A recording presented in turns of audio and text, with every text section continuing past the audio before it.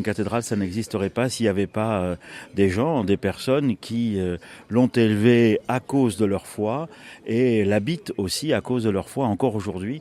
Donc c'est un événement patrimonial et c'est un événement religieux. Nous avons tous besoin, à quelque niveau que ce soit aujourd'hui, surtout après les années marquées par les confinements successifs, nous avons tous besoin de profiter des événements qui se présentent pour resserrer des liens.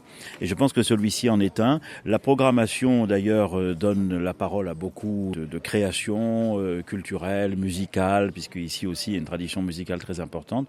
Mais c'est capital que, au moment voulu, c'est-à-dire aujourd'hui, il y ait une célébration religieuse, une célébration eucharistique qui soit célébrée dans la cathédrale et, semble-t-il, elle attire beaucoup de monde, donc j'en suis très heureux. Il y a surtout aussi les liens entretenus par l'évêque du lieu ou les évêques qui se sont succédés.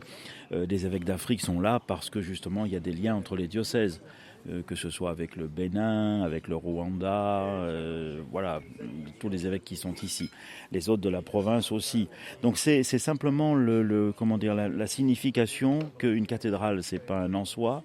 Ça dit quelque chose de ce qu'est l'Église, et l'Église, elle n'est pas assignée à résidence, ni à Bourges, ni à Marseille, ni ailleurs.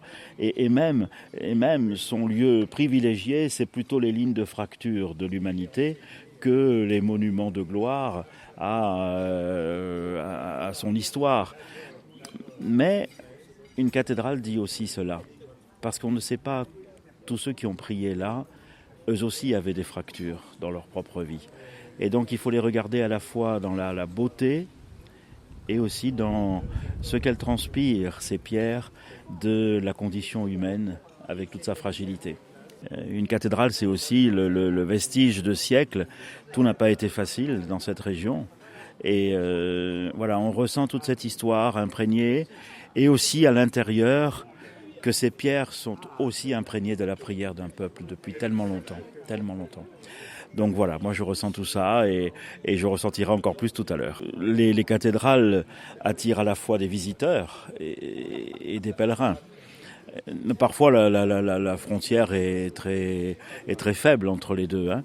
Mais je pense que c'est très important que ce soit ouvert non seulement à ceux qui y retrouvent l'expression d'une foi qui les habite, mais aussi à d'autres qui, à travers ces créations, à travers tout ça, pressentent aussi, même si c'est avec d'autres mots que ceux de la foi, que quelque chose en l'homme dépasse l'homme.